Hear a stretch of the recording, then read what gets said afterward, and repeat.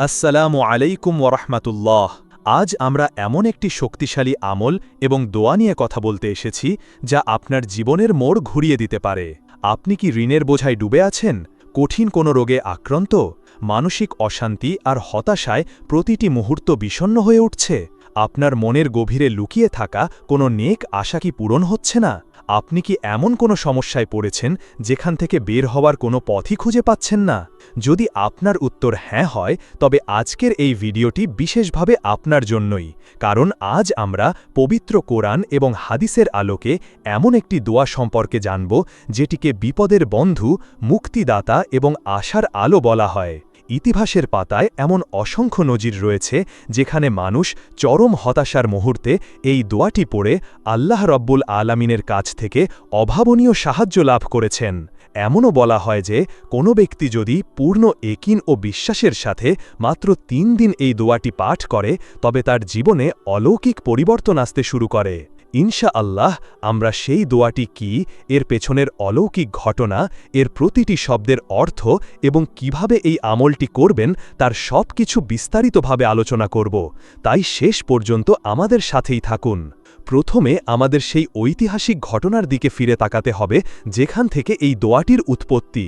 এই ঘটনাটি স্বয়ং আল্লাহ তাআলা পবিত্র কোরআনে উল্লেখ করেছেন, যা এর গুরুত্বকে বহুগুণে বাড়িয়ে দেয়। ঘটনাটি হল আল্লাহর নবী হজরত ইউনুস আলাইহিসসালামের। আল্লাহ তাআলা হজরত ইউনুস আলাইহিসসালামকে নিনেফা নামক একটি জনপদের অধিবাসীদের হেদায়েতের জন্য পাঠিয়েছিলেন। তিনি দীর্ঘদিন ধরে সেই জাতিকে এক আল্লাহর দিকে আহ্বান করতে থাকেন, কিন্তু তারা তার কথা শুনল না। উল্টো তারা তাকে নিয়ে ঠাট্টা বিদ্রূপ করতে লাগল। দিনের পর দিন তাদের এই অবাধ্যতা দেখে হজরত ইউনুস আলাইহিসসালাম হতাশ ও ক্রোধান্বিত হয়ে পড়লেন। তিনি ভেবে নিলেন যে এই জাতির ওপর আল্লাহর আযাব আসা অনিবার্য। তাই আল্লাহ তাআলার আদেশের অপেক্ষা না করেই তিনি সেই জনপদ ত্যাগ করে চলে যাওয়ার সিদ্ধান্ত নিলেন। তিনি একটি জাহাজে চড়ে বসলেন, কিন্তু জাহাজটি কিছু দূর যাওয়ার পরেই এক ভয়াবহ ঝড়ের কবলে পড়ল। জাহাজের নাবিক ও যাত্রীরা বুঝতে পারল যে তাদের মধ্যে এমন কেউ একজন আছে যার কারণে এই বিপদ নেমে এসেছে। তৎকালীন নিয়ম অনুযায়ী তারা লটারির আয়োজন করল এবং ৩ বার লটারি করার পরেও প্রতিবারই হজরত ইউনুস আলাইহিসসালামের নাম উঠল। তিনি বুঝতে পারলেন যে আল্লাহর অনুমতি ছাড়া নিজের কর্মস্থল ত্যাগ করার কারণেই তিনি এই পরীক্ষার সম্মুখীন হয়েছেন। তখন জাহাজের ভার কমানোর জন্য মানুষ তাকে উত্তাল সমুদ্রে নিক্ষেপ করল। সমুদ্রে পড়ার সাথে সাথেই আল্লাহর হুকুমে এক বিশাল আকারের মাছ এসে তাকে গিলে ফেলল, কিন্তু মাছটি তাকে হজম করেনি বা কোনো ক্ষতিও করেনি। এটি ছিল আল্লাহর পক্ষ থেকে তার নবীর জন্য এক বিশেষ সুরক্ষা এবং একসাথে এক কঠিন পরীক্ষা। একবার কল্পনা করুন সেই পরিস্থিতির কথা। একদিকে রাতের অন্ধকার, তার ওপর সমুদ্রের গভীরের অন্ধকার এবং সব শেষে মাছের পেটের ভেতরের নিকষ কালো অন্ধকার। তিনটি অন্ধকারের স্তরের নিচে তিনি আটকা পড়লেন। সেখানে না ছিল বাতাসের চলাচল, না ছিল কোনো আশার আলো। এমন এক পরিস্থিতিতে পড়া যে কোনো মানুষের পক্ষেই বাঁচার আশা করা প্রায় অসম্ভব। কিন্তু হজরত ইউনুস আলাইহিসসালাম আল্লাহর নবী, তিনি হতাশ হলেন না। তিনি তার ভুল বুঝতে পারলেন। তিনি বুঝতে পারলেন যে একমাত্র আল্লাহ সুবহানাহু ওয়া তাআলাই পারেন তাকে এই ভয়াবহ বিপদ থেকে উদ্ধার করতে। সেই মাছের পেটের গভীরে পৃথিবীর সব কোলাহল থেকে বিচ্ছিন্ন হয়ে তিনি একনিষ্ঠ চিত্তে আল্লাহকে ডাকতে শুরু করলেন। তিনি যে দোয়াটি পড়েছিলেন সেটি আজকের আলোচনার কেন্দ্রবিন্দু। দোয়াটি হল, লা ইলাহা ইল্লা আন্ত সুবহানাকা ইন্নী কুনতু মিনাজ যালিমিন। এই দোয়াটি আয়াতুল কারিমা নামেও পরিচিত। আল্লাহ তাআলা তার নবীর এই আকুল আবেদন সরাসরি কবুল করে নিলেন। পবিত্র কোরআনে সূরা আম্বিয়ার ৮৭ ও ৮৮ নম্বর আয়াতে আল্লাহ বলেন, এবং স্মরণ করুন জুন-নুন ইউনুসের কথা, যখন তিনি ক্রোধ ভরে নিগটে গিয়েছিলেন এবং মনে করেছিলেন যে আমি তাকে পাকড়াও করতে পারব না। অতঃপর তিনি অন্ধকারের মধ্য থেকে ডেকে বলেছিলেন, আপনি ছাড়া কোনো সত্য ইলাহ নেই। আপনি কতই না পবিত্র ও মহিমান্বিত। নিশ্চয়ই আমি জালিমদের অন্তর্ভুক্ত হয়ে গিয়েছি। অতঃপর আমি তার ডাকে সাড়া দিয়েছিলাম এবং তাকে দুশ্চিন্তা থেকে উদ্ধার করেছিলাম। আর এভাবেই আমি মুমিনদেরকে উদ্ধার করে থাকি। সূরা আল আম্বিয়া আয়াত ৮৭-৮৮। লক্ষ্য করুন, আল্লাহ তাআলা আয়াতের শেষে বলেছেন, এভাবেই আমি মুমিনদেরকে উদ্ধার করে থাকি।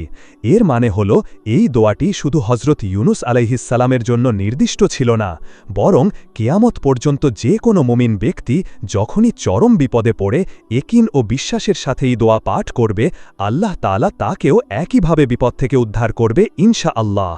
রাসূল সাল্লাল্লাহু আলাইহি ওয়াসাল্লাম এই দোয়াটির ফজিলত সম্পর্কে বলেছেন। হজরত সাদ ইবনে আবি ওয়াক্কাস রাদিয়াল্লাহু আনহু থেকে বর্ণিত, রাসূল সাল্লাল্লাহু আলাইহি ওয়াসাল্লাম বলেছেন, জুন্নুন ইউনুস আলাইহিসসালাম মাছের পেটে থাকাকালে যে দোয়া করেছিলেন তা হল, লা ইলাহা ইল্লা আন্ত সুবহানাকা ইন্নী কুনতু মিনাজ জালিমিন। যে কোনো মুসলিম ব্যক্তি যে কোনো বিষয়ে এ দোয়া পাঠ করলে আল্লাহ তাআলা অবশ্যই তার দোয়া কবুল করবেন। জামে আত-তিরমিজি হাদিস নম্বর 3505। এই হাদিসটি কতটা শক্তিশালী একবার ভাবুন। রাসূল সাল্লাল্লাহু আলাইহি ওয়াসাল্লাম জোর দিয়ে বলেছেন, অবশ্যই আল্লাহ তার দোয়া কবুল করবেন। এখন চলুন এই দোয়াটির অর্থের গভীরতা বোঝার চেষ্টা করি। এর মধ্যে 3টি গুরুত্বপূর্ণ অংশ রয়েছে। প্রথম অংশ, লা ইলাহা ইল্লা আন্ত, আপনি ছাড়া কোনো সত্য উপাস্য নেই। এটি হল তাওহীদের সর্বোচ্চ ঘোষণা। চরম বিপদের মুহূর্তে আপনি স্বীকার করছেন যে এই পৃথিবীর কোনো শক্তি, কোনো মানুষ, কোনো ক্ষমতা আপনাকে রক্ষা করতে পারবে না। সাহায্য করার মালিক একমাত্র আল্লাহ। এই ঘোষণার মাধ্যমে আপনি আপনার সকল আশা ও ভরসা শুধুমাত্র আল্লাহর ওপর স্থাপন করছেন। এটি দোয়ার মূল ভিত্তি। দ্বিতীয় অংশ, সুবহানাকা, আপনি কতই না পবিত্র ও মহিমান্বিত। এই অংশে আপনি আল্লাহ তাআলার পবিত্রতা ও মহিমা ঘোষণা করছেন। আপনি স্বীকার করছেন যে আল্লাহ সকল প্রকার ভুল, ত্রুটি, দুর্বলতা ও অপূর্ণতা থেকে মুক্ত। তিনি সর্বশক্তিমান, তার সিদ্ধান্তে কোনো ভুল নেই। বিপদের মুহূর্তে এমন ঘোষণা বান্দার বিনয় এবং আল্লাহর প্রতি তার সুধারণাকে প্রকাশ করে। তৃতীয় অংশ, ইন্নী কুনতু মিনাজ জালিমিন, নিশ্চয়ই আমি জালিমদের অন্তর্ভুক্ত হয়ে গিয়েছি। এটি হল দোয়ার সবচেয়ে গুরুত্বপূর্ণ অংশ। এখানে আপনি নিজের ভুল, নিজের অপরাধ, নিজের সীমা লঙ্ঘনের কথা সরাসরি স্বীকার করছেন। আপনি বলছেন, হে আল্লাহ, এই বিপদের জন্য অন্য কেউ দায়ী নয়, বরং আমি নিজেই আমার নফসের উপর জুলুম করেছি। আমি অপরাধী। নিজের দোষ স্বীকার করার এই নম্রতা ও আকুতি আল্লাহর রহমতকে আকর্ষণ করে। যখন কোনো বান্দা অহংকার ত্যাগ করে নিজেকে অপরাধী হিসেবে আল্লাহর সামনে পেশ করে, তখন দয়াময় আল্লাহ তার প্রতি করুণার দৃষ্টি দেন। এই 3টি অংশের সমন্বয় এই দোয়াটিকে এক অসাধারণ আবেদনে পরিণত করেছে। এতে আছে তাওহীদ, আল্লাহর প্রশংসা এবং নিজের অপরাধের স্বীকারোক্তি। দোয়া কবুলের সব শর্তই এখানে বিদ্যমান। এখন প্রশ্ন হল, যে বলা হয় 3 দিন এই দোয়া পড়লে জীবনে অলৌকিক পরিবর্তন আসে, এর বাস্তবতা কতটুকু? দেখুন, ইসলামে কোনো সংখ্যাকে ভাগ্য নির্ধারক মনে করা শিরকের সমতুল্য। 3 দিন, 7 দিন বা 40 দিন এগুলো কোনো ম্যাজিক সংখ্যা নয়, বরং এই সংখ্যাগুলো দ্বারা একটি নির্দিষ্ট সময় পর্যন্ত একনিষ্ঠভাবে এবং নিরচ্ছিন্নভাবে আমল করার গুরুত্ব বোঝানো হয়। যখন একজন মানুষ একটি নির্দিষ্ট সময় ধরে, যেমন 3 দিন, প্রতিদিন পূর্ণ মনোযোগ ও একাগ্রতার সাথে এই দোয়াটি বারবার পাঠ করতে থাকে, তখন তার মধ্যে কিছু আধ্যাত্মিক পরিবর্তন আসে। প্রথমত, তার অন্তরে আল্লাহর প্রতি একিন ও বিশ্বাস দৃঢ় হয়। দ্বিতীয়ত, বারবার নিজের ভুল স্বীকার করার মাধ্যমে তার অন্তর অহংকার মুক্ত ও বিনয়ী হয়। তৃতীয়ত, দুনিয়ার সমস্ত অবলম্বন থেকে মুখ ফিরিয়ে সে একমাত্র আল্লাহমুখী হয়। এই মানসিক ও আধ্যাত্মিক পরিবর্তনই হল আসল অলৌকিক পরিবর্তন। আর যখন কোনো বান্দার ভেতরটা এভাবে বদলে যায়, তখন আল্লাহ তাআলা তার বাইরের পরিস্থিতিও বদলে দেন। তিনি এমন সব জায়গা থেকে সাহায্য পাঠান যা বান্দা কল্পনাও করতে পারে না। তাহলে আমলটি কিভাবে করবেন? 1. সম্পূর্ণ পাক পবিত্র হয়ে অজু করে নিন। 2. এমন একটি নিরিবিলি স্থান বেছে নিন যেখানে আপনাকে কেউ বিরক্ত করবে না। 3. প্রথমে 2 রাকাত নফল সালাত আদায় করতে পারেন, যাকে সালাতুত তওবা বা সালাতুল হাজাত বলা যেতে পারে। 4. এরপর দরুদ শরীফ পাঠ করুন। দোয়ার আগে এবং পরে দরুদ পাঠ করলে দোয়া কবুল হওয়ার সম্ভাবনা বেড়ে যায়। 5.